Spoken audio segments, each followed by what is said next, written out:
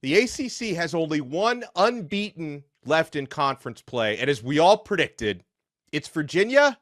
Coastal Chaos reigns supreme. Let's bring in the squad. You're talking ball with the ACC Squad.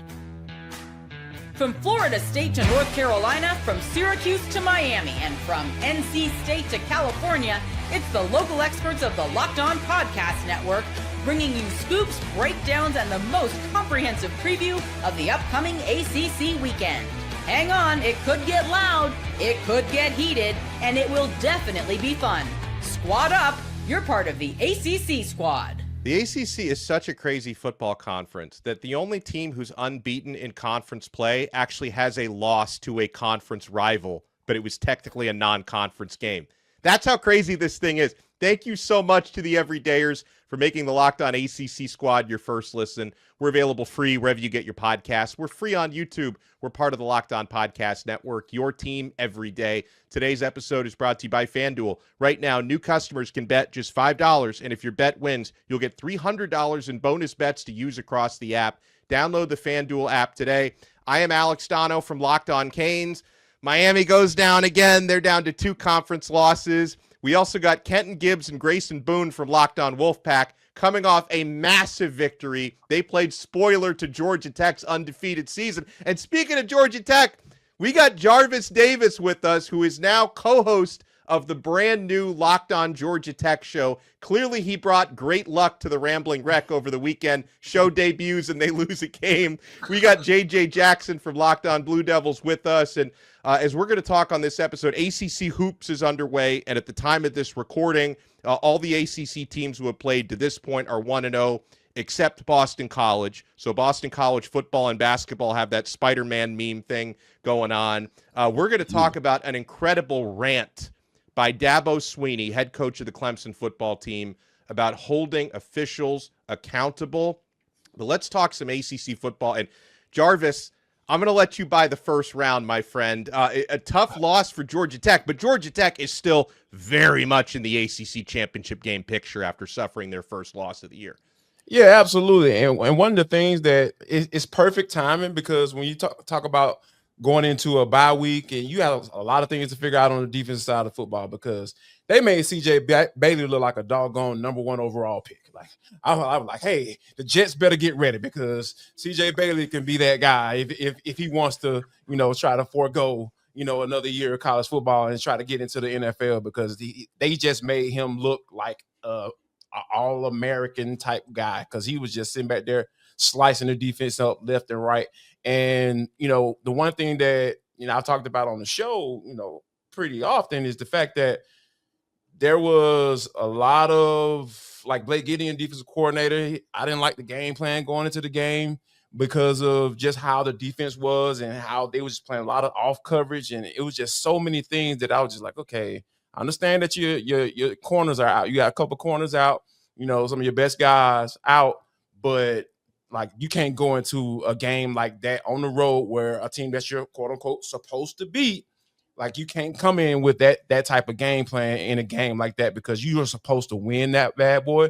And your offense put up 36 points. That's kind of where they're averaging, for the year. So, as one of the top 5 scoring teams in the conference. So it's just that defense just did not come to play. And shout out to NC State for being able to take advantage of it.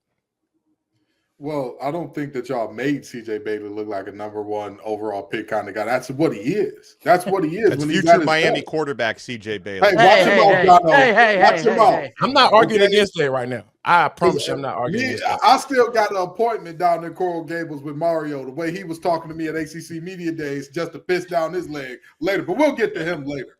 Yeah, we will.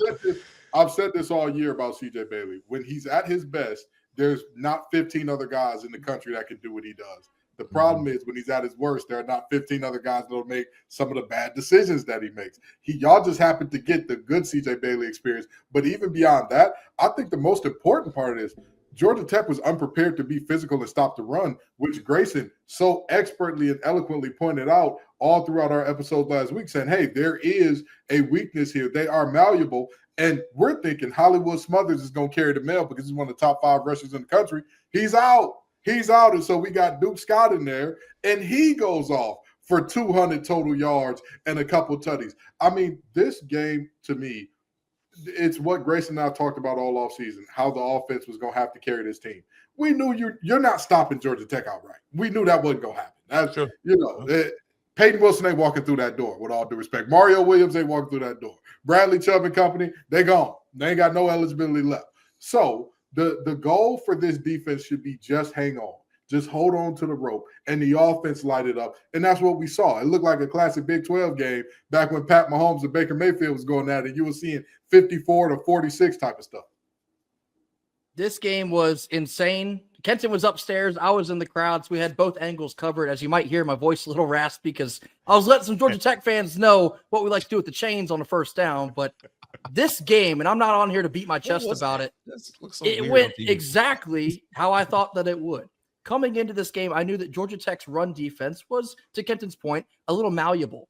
Would you believe if Georgia Tech had, I think the 11th or 12th run defense in the ACC? You wouldn't know that based on the record, but coming into this game, even if it was Hollywood or Duke Scott, I knew we were going to have a chance. And then kind of like the, I guess if you want to call it like the Fugazi part of this, NC State was due for a win like this. Georgia Tech was due for a loss like this. They've been on the road a couple times, played with fire a couple times, but able to escape. I had this feeling it was time for something to go right for State, something to go wrong for Georgia Tech. NC State, up until this point of the season, they had not played a complete full quarter effort one single time in 8 games. And I knew that if they could find a way to put it together for 60 minutes, they can play with anyone in the country. It just so happened to be Georgia Tech on Saturday night. So apologies to the rest of the ACC. We shook up the race even more, which we're about to talk about, but unbelievable win for Dave Dorn and the Wolfpack. Well, and let me let J.J. Jackson get in a word because what an epic showdown. You talk about offense and points being scored. 46-45, JJ, and a late 2-point conversion allowed Duke to get that outright victory over Clemson. A victory Kenton and I were predicting on Locked On ACC would happen. I thought it would be a little bit easier than it was, but we said wrong team favored with Clemson being the favorite. Blue Devils got it done. Yeah, a long time coming in 45 years since Duke football was able to go on the road and win in Death Valley against Clemson. It had been a really long period since Duke had won it all against the Tigers. Riley Leonard was able to get a win to snap that streak in Durham a few seasons ago, but that was really exciting to see Duke be able to get a win this past weekend. The offense has been incredible all season long. There really has not been a single team in the country that has slowed down this Duke offense other than Duke themselves not taking care of the football in certain games throughout the course of the year. What a statement it was for Duke. I was a little concerned by the defensive effort. Duke's really starting to get banged up a little bit health-wise there on the defensive end, but hopefully they've got still a big push coming here down the stretch because as we're getting into, man, it is insane to be an ACC football fan right now with the number of different teams that still have a chance. Yeah, and there was a pivotal game on Saturday in Dallas, Texas, where Miami effectively eliminated themselves from ACC championship game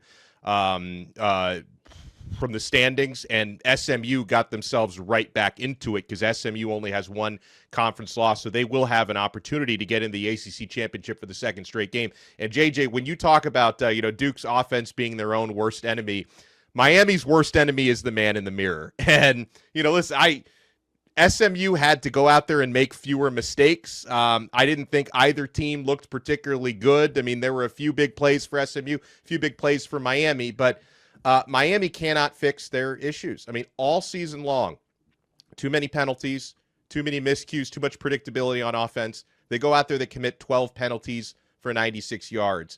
They go out there, they have a couple of interceptions. First of those was not Carson Beck's fault, was off the hands, bobbled a tip for an interception by receiver JoJo Trader. The second of those, Beck, threw it in overtime, which obviously was very, very costly. But my big issue with Miami, guys, is this complete inability to fix their self-inflicted wounds, which is now a story that goes back even to last season and beyond. And then the other part of it is, I talked about this a lot with Kenton this week on Locked On ACC. The offensive philosophy, they treat every single drive in every single quarter as if it's late first quarter and you're up 7 points. Like, that's how they treat every single drive. And for a team that is as talented as the Miami Hurricanes are, to try to play ball control, clock control, shorten the game and shorten the margins, guess what? When you're going up against less talented teams and you're intentionally shortening the game and shortening the amount of possessions, you are going out of your way to keep less talented teams in these games.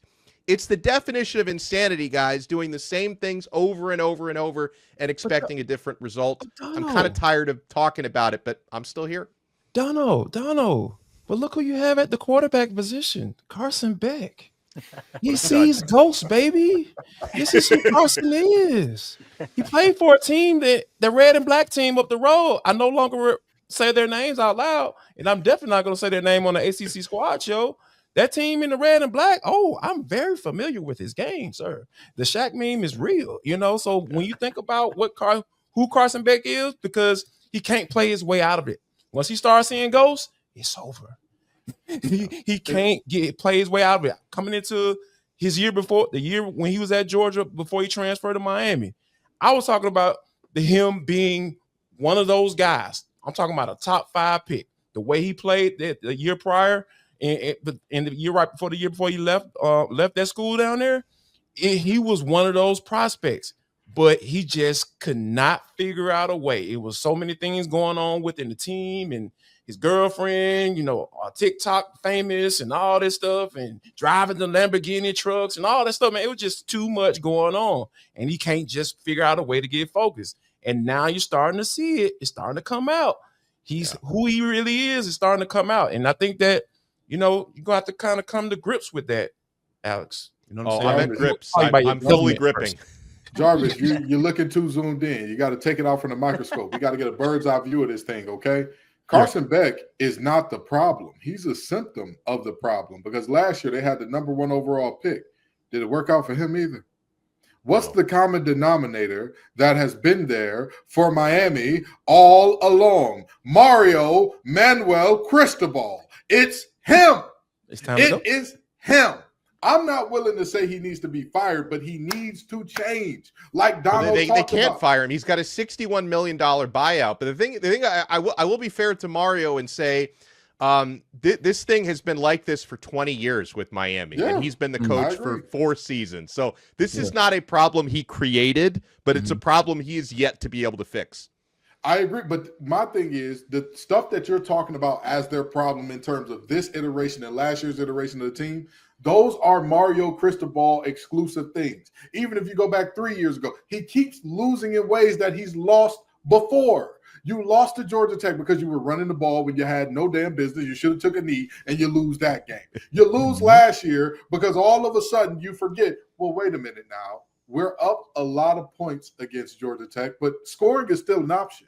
We can still do what we need to do. We don't have to shut down the offense and go uber conservative in order to win this football game. And then you do things like that again this year where, like you said, Dono, you treat every possession like you're trying to squeeze the life out the game. You've got better players. You don't have to do that. Vanderbilt has to do that. They do not have the talent in comparison to their opponents on average. They just don't. You do. You got more time to play. Hey, let's speed it up. We got a big first down, get some tempo going. He refuses to do it. So I'm not saying he needs to be fired, but he needs to change. Yeah, 100%. Well, we can get more into this on the other side. I want us to predict who's going to square off in the ACC championship game, and I want to break down the absolute fire that Dabo Swinney has been spitting. You want to keep it locked right here. It's the Locked On ACC Squad, and we're only getting started. Folks, when the opening whistle blows on a new repair, get your crew moving forward with SupplyHouse. Order today and see parts on your doorstep tomorrow. Over 280,000 plumbing, HVAC, and electrical items from the most trusted brands in the business. Their real-time inventory and honest lead times keep you from punting projects, while their industry-leading customer service always has your blind side covered. If you need parts for a project, SupplyHouse has next-day delivery. Talk about a game changer. The part finder tools and 3D schematics can save you hours on jobs where every detail matters. Join their free Trade Master program today and score serious perks like priority shipping, lower prices, and a dedicated support line. Visit SupplyHouse.com to sign up for free and use promo code SHCollege5 for 5% off your first order. That's SupplyHouse.com. Real people, real service. Thank you so much for making the ACC Squad your first listen. For your next listen, check out our other shows. Kenton Gibbs and Grayson Boone host Locked On Wolfpack. Jarvis Davis co-hosts the all-new Locked On Georgia Tech. And JJ Jackson hosts Locked On Blue Devils, available free. And I host Locked On Canes, I should mention. We're all available free wherever you get your podcasts and available free on YouTube. So, guys, Virginia, I mean, they have been sometimes it's better to be lucky than to be good. They've been both. They have been good and they have been lucky throughout the season. The Virginia Cavaliers are still technically undefeated in conference. Their remaining schedule, home against Wake Forest, a game they probably should win, but Wake has been tricky at times. On the road at Duke, that's a game they'll probably be an underdog in, but even if they lose that game, they're still in great position. And then home against Virginia Tech to wrap up the season is a game that they probably should win. Georgia Tech's remaining conference schedule, they only have 2 conference games left. At Boston College, should be an easy win, and versus Pittsburgh at home, that could be tricky. Their final game is at Georgia, so they have just 2 conference games left. Pittsburgh's remaining conference schedule, they're still in the hunt. They're home against Notre Dame, non-conference game. They're at Georgia Tech and then home against Miami. 2 really tough games. I mean, with Pitt, you never know. They could go 2-0, they could go 1-1, they could go 0-2 in those final 2 conference games. I think everything is on the table there. The Louisville Cardinals play home against Cal, probably a win. Home against Clemson, should be a win. At SMU, could be a toss-up, and then their final game at Kentucky, non-conference. So Louisville very much alive. SMU found new life in that upset win against Miami. Their remaining conference games at Boston College shouldn't be too tough. Home against Louisville, very tough. And at Cal could be tricky, especially if they make that a late-night game. So you think about all those teams, fellas, that have either 0 or 1 conference losses. I'll let anyone buy the first round on this one. What are the 2 teams that are going to be in Charlotte in early December? This feels like we're in bizarro world, and I really, really hate to say this, but Virginia's definitely going to be there. And I think they're going to be met there by the Louisville Cardinals. I think that the light is shining on Brown. I think the light is shining on Brown. I think it's his time to go ahead and potentially get one done here. Louisville, I'm sorry. We know how easy the rest of the schedule is for Virginia. We know that. You're playing a Virginia Tech team that is without a coach. You're playing a Wake Forest team that I told everybody when SMU had them on CW stands for Carolinian wins. Whenever you get a school from Carolina, you playing them on the CW, you're in trouble. You're in trouble. You better, get to praying. But you look at that team and, first year with Dickert, they've been up and down. They go as far as Robbie Ashford takes them. How far does he take you? You're looking at a very good situation there for them. But Louisville, I think they've proven they can win enough games down the stretch. There's a reason that they've been to multiple ACC championships there's a reason they went to a ACC championship under Brown. I don't think they've been to multiple yet. I think this is 2 years ago they went to one. Yeah, so they get to their second this year because, again, I think that they finish out this schedule in a very meaningful way. The only game that I'm watching for there, Clemson, because Clemson owes them some get back. Clemson owes them because they almost kept Clemson out. If it wasn't for a specific team that also wears orange, choking it away up in the Carrier Dome. But that's neither here nor there. So the reality is, I think those are 2 teams. By the way, I think I forgot to shout out Duke. Duke is also in that mix, by the way, JJ. Yeah, no, I love the position that Duke is in, truthfully. And like you said, I do believe Duke will be favored going into that home game against Virginia. This offense is awesome. Darian Mensah is the quarterback that not enough people are talking about. And if they're talking about it, I'm not listening in the right places when I look beyond the Duke circles there. Because this guy is the real deal. He's worth every single penny and dollar and everything that Duke did to get him on campus ahead of the new season. Just the frustrating loss that Duke had earlier in the year against Georgia Tech and against some of the early season losses that they had in non-conference still sting in this moment. I like SMU, though. I think that is such a big, important win for them to have gotten this past week against Miami. This is an SMU team that's got college football playoff experience from a year ago. Rhett Lashley just signs the new extension. There are so many teams in America that would love to bring their guy to take over their program. I think SMU is one of those teams to be on the lookout for. And then Georgia Tech as well. We'll see how they bounce back. But what they've been able to do all season with Haynes King, I think, has been really impressive. Yeah, I think Georgia Tech. Yeah, I think Georgia Tech is going to finish this, figure this thing out, because I really believe in Brent Key and what he's doing. I don't think he's going to let this thing linger, because something stinks. Especially when you go into a bye week, you get time to kind of soak in that stench. And I think they're going to get this thing figured out, because that's the way this team is built, who he is as a coach, who, like JJ mentioned, Haynes King is built exactly just like Brent Key. You would think he's just a tough dude. Tech tough is the term that people have been throwing around a lot lately. So I think they're going to get this thing figured out, and I think they'll probably end up facing a team like Virginia, because I know it's that a road game against Duke is going to be very tough, but I think they'll figure out a way to get that one going, because I think Tony Elliott is doing something special up there in Virginia. He's finally figured it out. And because, money helps. Money helps. And when you put money into your program, that kind of helps you play better football, for sure, for some strange reason. So one of my locks is Virginia, because I don't see them losing twice to put themselves in trouble. No. Crazy, this is the world we live in, but I think Virginia is going to play in the ACC championship game. And JJ beat me to the punch. I think the other team is going to be SMU. I think SMU has the easiest remaining schedule, with all due respect to Louisville. They have to play Boston College. Again, should be a win. They play Cal, should be a win. They play Louisville, but it's at home in Dallas. That's about as favorable of a schedule as you can ask for. I think SMU may get this done also, because I think Pitt is going to beat Georgia Tech and then remove Georgia Tech from the race, sliding SMU up in there. That's how I see this going down. It's so crazy that the ACC essentially has like the key to the ultimate CFP chaos this year. It's going to be an exhilarating final 3 weeks. And it's like, I know Virginia is a tremendous Cinderella story, especially with all the Tony Elliott's been through there, and being on the hot seat and the tragedy a couple of years ago. And I think, JJ mentioned it, that he's right, that they're basically a lock to get in at this point. So I think the matchup we will see is Virginia versus Georgia Tech. I lean to Georgia Tech.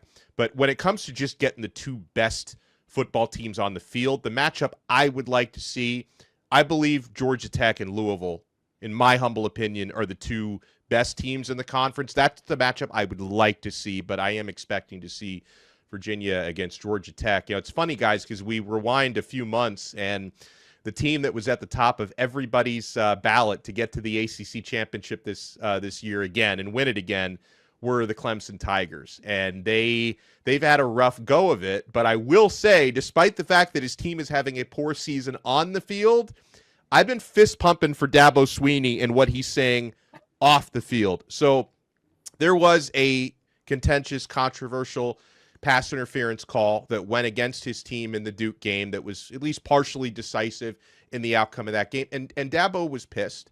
And listen, this is not, a lot of people think the ACC refs are like corrupt against this team. I don't think it's corruption. I just think it's incompetence. Like, I think there has been an incompetence problem for decades with ACC officiating. And Dabo Swinney, he talked about that PI call, said it was one of the worst calls he's ever seen. He ranted about it. He got fined $10,000 by the conference. Like, the conference has no problem holding coaches accountable when they complain about officiating, but do they hold the officials accountable? So Dabo Swinney says this. In the meantime, he says, we got gambling issues going on, people getting suspended, all that kind of stuff, right? Yep. I mean, refs are people too, he said. It ain't just coaches and players. And if they're part of the game, then by God, they ought to be a part of the game, and they ought to be a part of the accountability, and they ought to be part of the consequences, not just behind some shadowy curtain. Like, no, they ought to have to answer for it. And I agree. And I know officiating is a really tough job, fellas, but I feel accountability is very important. If you're going to get officiating better, I think they need to be held accountable for their mistakes, and they almost never do. Dabo Swinney said, call the hotline. Them boys gambling. He said, call the hotline. Check out these ACC officials' FanDuel accounts. 1-800 admit it. I'm gonna say this. I'm not a guy who often brings the officials into things. However, we can point to multiple games that had very tangible impacts on the ACC race at large that have been drastically impacted by a call or no call in a very decisive moment in the game that was very blatant one way or the other. And so I get where Dabo's coming from. And, Dono and I talked about this earlier. There needs to be more transparency if officials are being reprimanded, if they are being downgraded, if they are getting any type of penalty or recompense for getting things wrong. Because, I mean, how many times against NC State, you talk about the jump off sides, not offsides against Duke, that cost them. Georgia Tech, you talk about the fact that they wouldn't even be undefeated. It wouldn't have been a field storming situation potentially if they called that offsides against Wake Forest. And now you get this situation of the pass interference with Duke and a lot of other plays as well that have happened in very, very pivotal moments that are like, well, what's happening? You get the call wrong, and then we just all move on and say, well, can't blame the officials. The job is to remove the officials. Well, sure. In a perfect world, if you're playing football 25 or 26 now, you're beating them by 40 and it doesn't matter. Real life don't work like that, unfortunately. No. So, it's a really tough situation to not see that transparency and that kind of comeuppance for getting it wrong for the ACC officials. I can't believe I'm about to say this because Dabo Swinney has always gave me snake oil salesman vibes. Me too. You talk one way, but behind closed doors, you might be a little different. So for me, but I agree with him on this one because I look at the NIL as a consequence of people basically tucking their tails between their legs and not knowing that and acting like they don't know that players were getting paid way long before this whole NIL situation came about. Like I'm sure Kenton still probably got a couple of dollars from, when he was recruited at NC State. You know what I'm saying? So what did he say FB for? The statute of limitations has not passed. You got to keep that quiet. The statute of limitations is done, dog. Like, you know what I'm saying? You can admit it, bro. Like, come on. I have received no improper benefits from North Carolina State University or any other university. There is no reason I was committed to the University of Illinois besides the fact that my former teammate Kenny Nelson was there.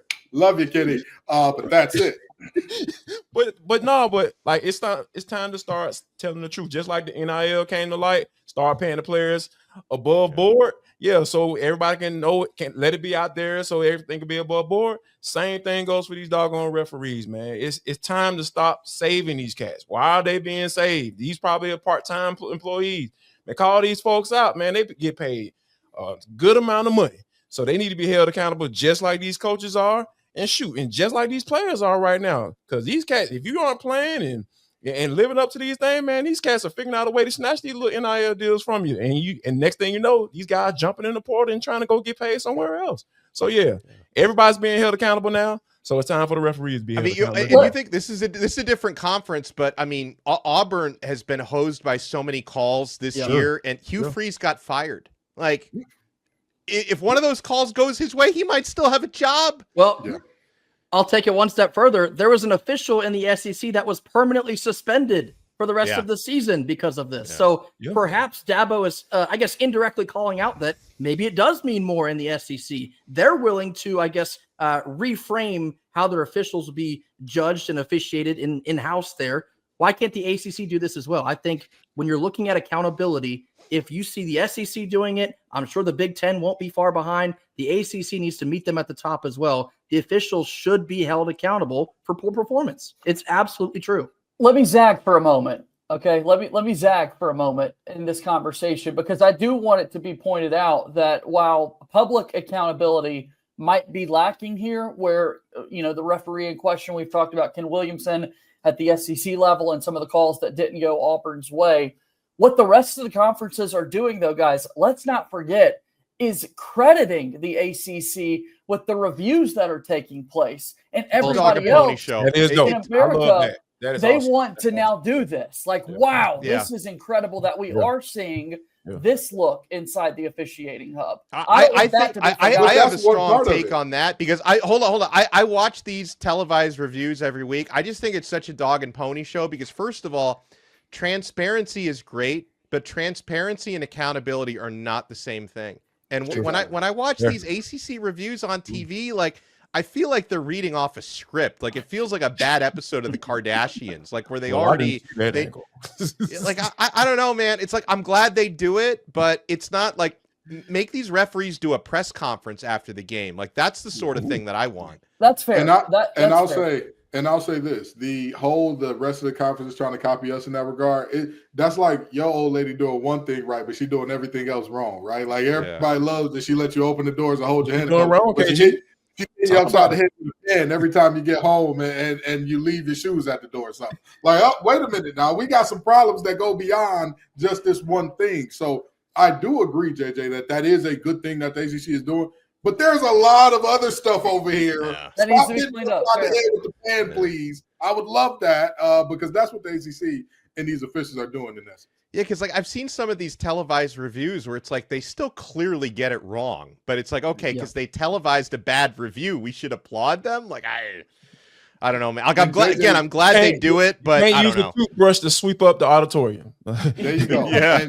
And Duke did end up on the right side of two of those very interesting no calls. So very interesting to see who's defending the refs and zagging here. Because I may want to zag too if I had 2 extra wins because the officials say, oh no, he just timed the snap perfectly. I'm a Coach K lifer for a reason, Kitten Gibbs. I learned from the man.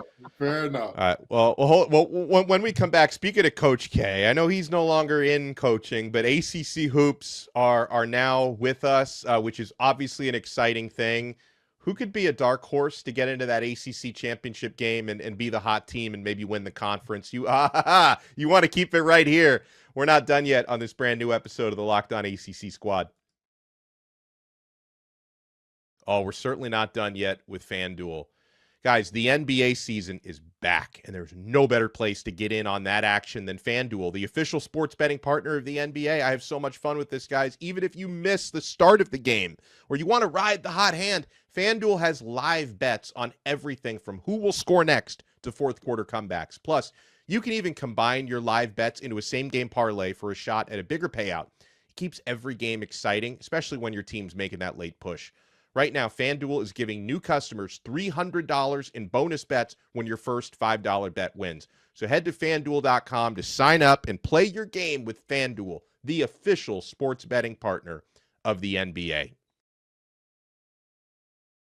All right, so at the time of recording this, all of the teams who have played, all the teams represented here in the ACC who have played, Duke has not played yet at the time of recording.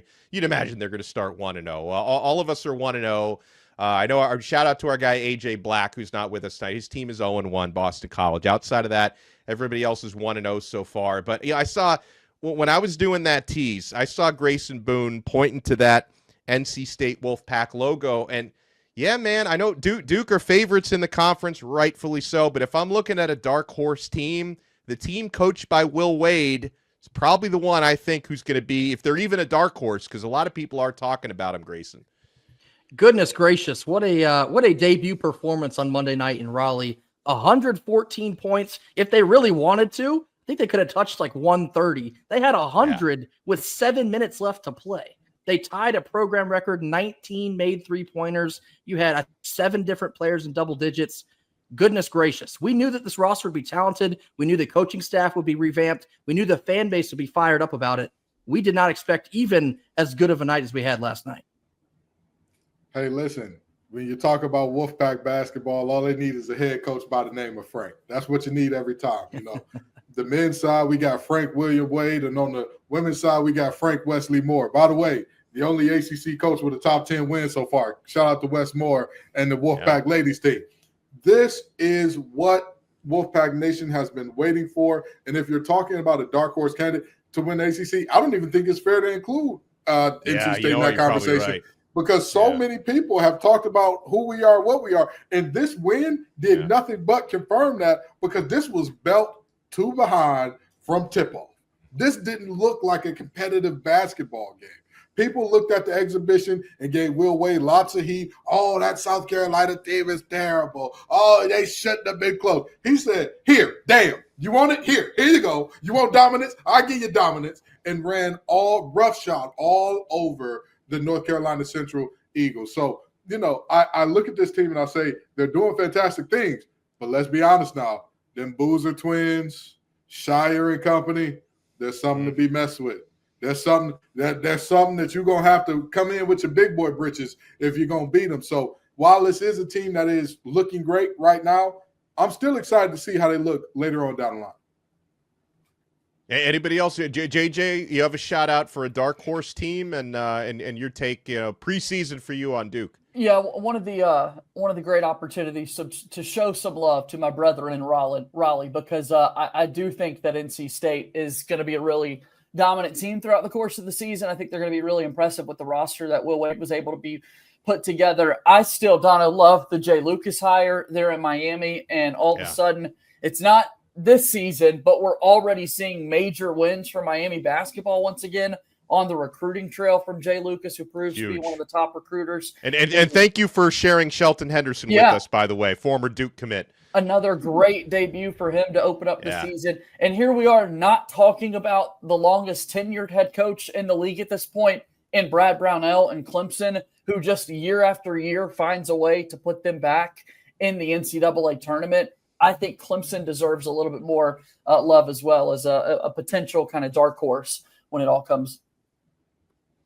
Well, Jarvis, I'll give you the last word. As far as for me, like, I'm looking at Duke at the top of this bad boy. I mean, like you mentioned, you talk about the Boozer twins and all those guys. Like, it's really their conference to essentially lose. As far as Georgia Tech goes, I mean, they got a couple freshmen, Muhammad Sila, Damon Stoudemire trying to figure it out. He had a Biden Dongo was out in the opener, and that game was a little bit too close for comfort. So, this is going to be one of those years where you're just going to have to figure it out and see what type of players you have and take it game by game and start throwing all those coaching cliches as we go through the season. But I think that Georgia Tech is big. Like, they have some guys that, they have a lot of size on the squad. But as far as competing for the ACC conference, I don't see it. You said America's sleeping on them, and rightfully so. Hit the snooze button. Absolutely. 1,000%. Go back to sleep. Go back to sleep. Yeah. Don't wake up. I hit the actual snooze button like 5 times this morning, man. Well, I appreciate, JJ shouting out, my Miami Hurricanes. I think they got a nice team. I think they can finish top half in the ACC. It's a completely new roster, and I love the Jay Lucas hire, former top assistant at Duke. It is his first year as a head coach, so I think there could be a little bit of a learning curve there. But I think Miami can have a nice season, not necessarily penciling them in as an ACC contender just yet. But it's going to be fun watching these games unfold for the rest of the week. And then, man, once conference play starts, giddy up. Huge thank you again, and a special shout-out again to Jarvis Davis, who, alongside Caleb Johnson, his co-host, just launched Locked On Georgia Tech, which long overdue. And Jarvis, I'm glad you and your co-host are doing this because the Yellow Jackets deserve that type of coverage that only Locked On can provide. So shout out to Jarvis. Make sure you check out Locked On Georgia Tech. Make sure you check me out on Locked On Canes and Locked On ACC. Kenton Gibbs co-hosts Locked On ACC with me. He co-hosts Locked On Wolfpack with Grayson Boone down below, and JJ Jackson on Locked On Blue Devils. We will talk to everybody again next time on another episode of the ACC Squad. We are part of the awesome Locked On Podcast Network. Your team every day.